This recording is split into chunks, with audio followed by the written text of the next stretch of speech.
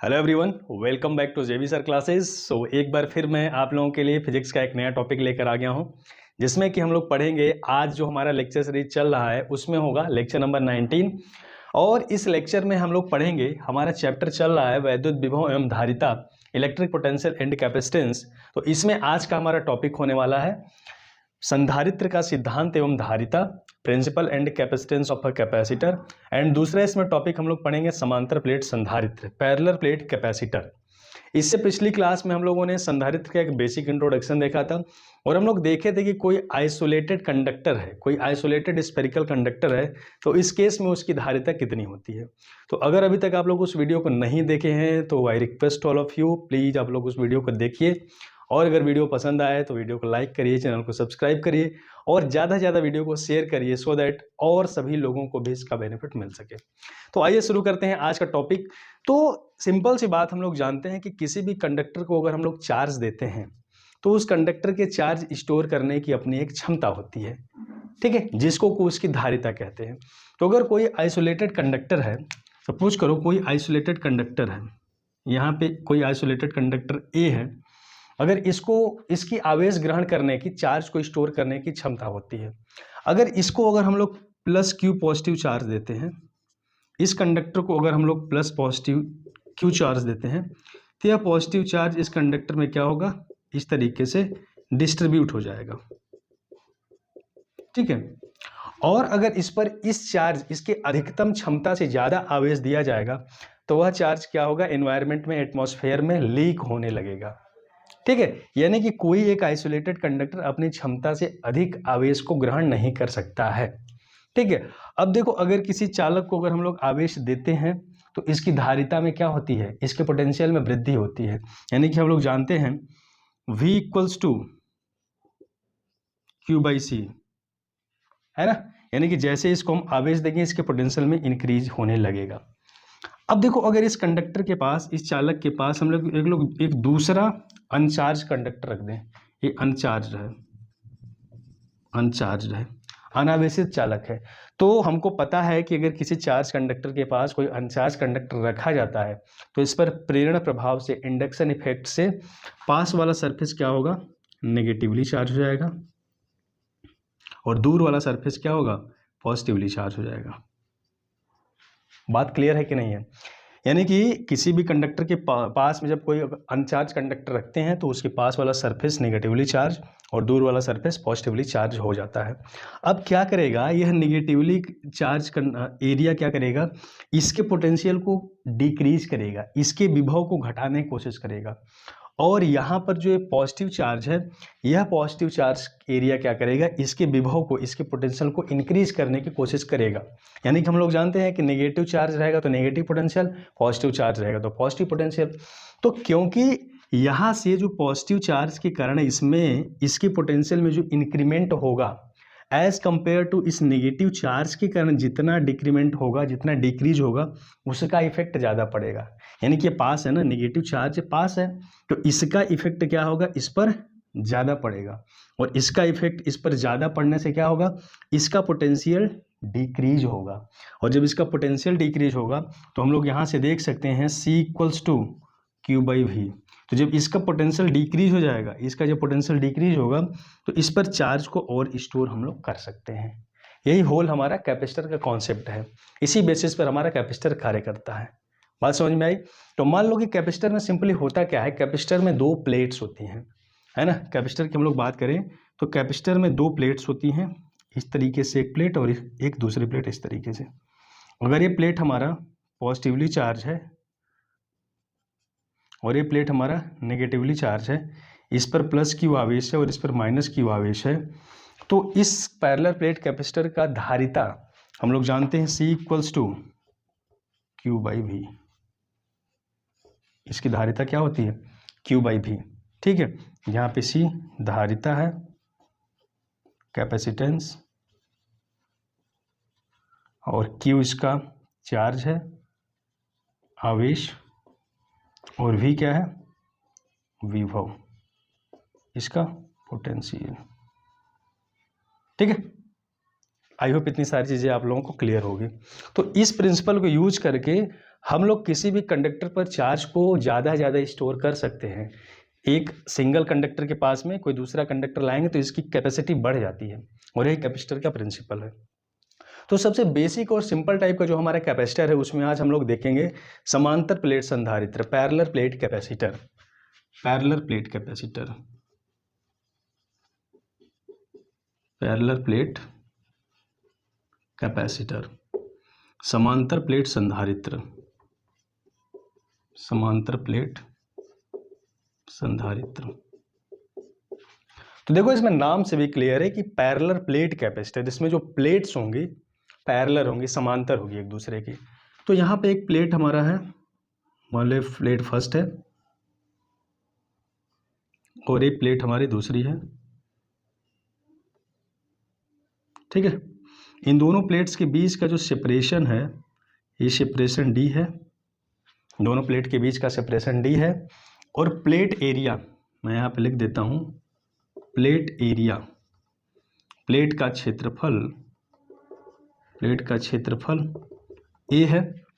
और पृष्ठीय आवेश घनत्व, पृष्ठीय आवेश घनत्व, surface charge density, surface charge density, इसका है हमारा सिग्मा, और सिग्मा इक्वल्स टू क्या होता है, क्यू बाई ए, ठीक है। अब देखो हम लोग क्या करते हैं इस पैरेलल प्लेट कैपेसिटर में, अगर हम लोग इस प्लेट को पॉजिटिव चार्ज देते हैं, सपोज करो इसको हम लोग क्या करते हैं प्लस क्यू चार्ज देते हैं, तो इस वाले प्लेट पे क्या होगा, पॉजिटिव चार्ज आ जाएगा, प्लस क्यू, यहाँ पे प्लस क्यू चार्ज आ गया। अब इसके पास में जो दूसरी प्लेट है, इस पर ड्यू टू इंडक्शन इफेक्ट, प्रेरण प्रभाव के कारण यहाँ पे क्या होगा, नेगेटिव चार्ज आ जाएगा। क्या होगा, नेगेटिव चार्ज आ जाएगा, और इसके बाहरी वाली सरफेस पे पॉजिटिव चार्ज आ जाएगा। सिंपल सी बात है, इतना होगा। अब हम लोग क्या करेंगे, इस वाले प्लेट को हम लोग ग्राउंड कर देते हैं, इसको हम लोग ग्राउंड कर देते हैं, अर्थ कर देते हैं, उसको अर्थ कर देते हैं, अर्थ से कनेक्ट कर देते हैं, तो सारा पॉजिटिव चार्ज हमारा ग्राउंडेड हो जाएगा। अब देखो क्योंकि दोनों प्लेट्स क्या है, एक दूसरे के पैरेलल में हैं, तो अगर हम लोग किनारों को छोड़ दें, एज को छोड़ दें, तो पूरे दोनों प्लेट्स के बीच में जो इलेक्ट्रिक फील्ड है वो यूनिफॉर्म होगा। मतलब किनारों पर थोड़ा सा ये इस तरीके से इलेक्ट्रिक फील्ड निकलेगी, इस तरीके से इलेक्ट्रिक लाइन ऑफ फील्ड जाएगी, है ना, क्योंकि लीकेज फ्लक्स होगा, लीकेज फ्लक्स के कारण थोड़ा सा इलेक्ट्रिक फील्ड में डिस्टॉर्शन होगा। But between these two plates, दोनों प्लेट के बीच में जो इलेक्ट्रिक फील्ड का डायरेक्शन होगा दिस वे, इस तरीके से होगा, यूनिफॉर्म इलेक्ट्रिक फील्ड होगा, इस तरीके से यूनिफॉर्म इलेक्ट्रिक फील्ड होगा, इन दोनों प्लेट के बीच में यूनिफॉर्म इलेक्ट्रिक फील्ड होगा। अब मान लेते हैं कि दोनों प्लेट्स के बीच में डाइलेक्ट्रिक मीडियम के है, यानी कि के परावैद्युतांक, परावैद्युतांक, डाइलेक्ट्रिक कांस्टेंट, डाइलेक्ट्रिक कांस्टेंट, इस मीडियम का डाइलेक्ट्रिक कांस्टेंट है, ठीक है। तो हम लोगों को पता है कि अगर कोई पैरेलल प्लेट हो और पैरेलल प्लेट पर चार्ज क्यू है और उन दोनों प्लेट के बीच में इलेक्ट्रिक फील्ड ई है, तो इलेक्ट्रिक फील्ड का वैल्यू कितना होता है। हम लोग पढ़े हैं इलेक्ट्रिक फील्ड का वैल्यू दोनों प्लेट्स के बीच में, यानी कि प्लेटों के बीच वैद्युत क्षेत्र, वैद्युत क्षेत्र, इलेक्ट्रिक फील्ड बिटवीन प्लेट्स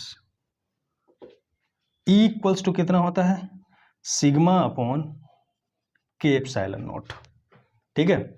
यहाँ पे सिग्मा क्या है, सरफेस चार्ज डेंसिटी, पृष्ठीय आवेश घनत्व, एप्सिलॉन नॉट निर्वात की विद्युतशीलता, absolute permittivity of free space, and K is the dielectric constant, ठीक है। अब देखो इसको हम लोग करते हैं इक्वेशन फर्स्ट।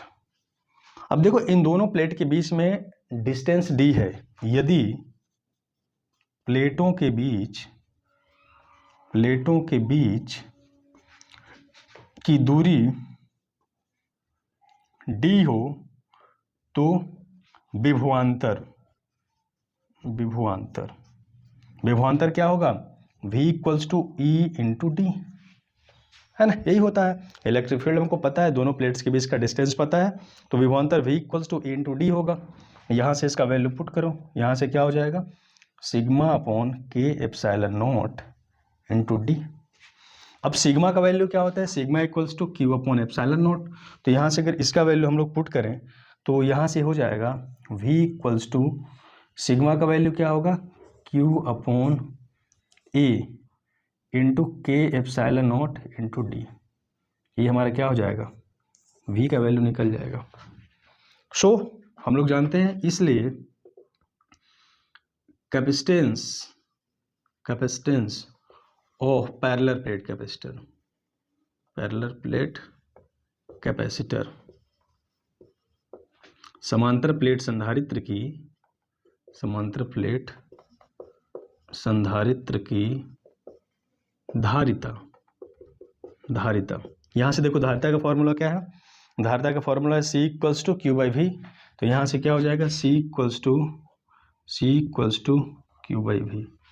यहाँ से अगर हम लोग v का वैल्यू पुट करें तो यहाँ से हमको मिल जाएगा q बाई वी का वैल्यू q अपॉन ए के epsilon naught into D.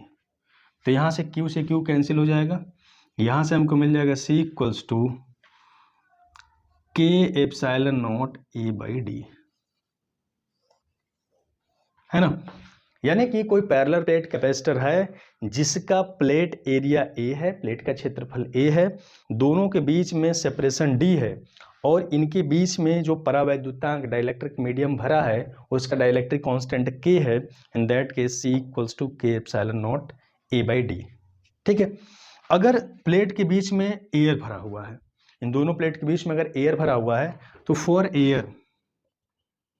Air के इक्वल्स टू 1 हो जाएगा। तो यहाँ पे हम लोग लिखेंगे, इसको बोलते हैं C नॉट या C0, capacitance of parallel plate capacitor when dielectric medium is air. इस केस में क्या होगा, C नॉट इक्वल्स टू हो जाएगा epsilon naught A by D, है ना। तो इस फॉर्मूले को यूज करके हम लोग पैरेलल प्लेट कैपेसिटर की धारिता को निकालते हैं। अब यानी कि इसको हमको देखने से क्या समझ में आ रहा है कि संधारित्र की धारिता C किन किन फैक्टर पे डिपेंड कर रही है, C डिपेंड कर रहा है K पर। K क्या है,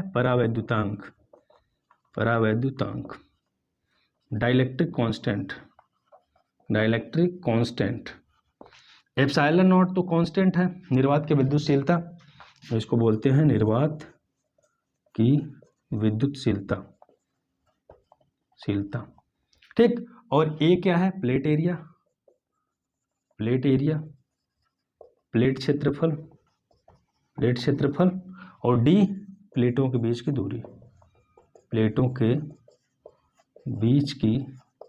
दूरी। तो इन सारे फैक्टर पे हमारा किसी भी कैपेसिटर का, पैरेलल प्लेट कैपेसिटर का धारिता निर्भर करता है। यहाँ से देखो C equals to K epsilon naught A by D, यानी कि C proportional to K, C proportional to A and C proportional to 1 by D. यानी कि ऐसा मीडियम बीच में भरा जाएगा जिसका डाइलेक्ट्रिक कांस्टेंट ज़्यादा हो, तो इन दैट केस इसका कैपेसिटेंस भी ज़्यादा होगा।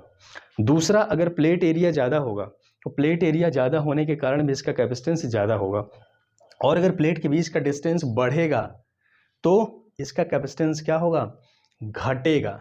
डिस्टेंस बढ़ेगा तो इसकी धारिता घटेगी। तो आई होप सारी चीज़ें आप लोगों को क्लियर हुआ होगा। बेसिक फार्मूला हमारा यही है, इसी पर हम लोग न्यूमेरिकल क्वेश्चन को सॉल्व करेंगे। तो आई होप सारी चीज़ें आप लोगों को क्लियर होगी। फिर भी अगर कोई डाउट होता है तो आप कमेंट सेक्शन में कमेंट करके ज़रूर पूछिएगा। ठीक है, फिर मिलेंगे एक नए वीडियो में एक नए टॉपिक के साथ। तब तक के लिए मस्त रहिए, व्यस्त रहिए। Okay, thank you very much.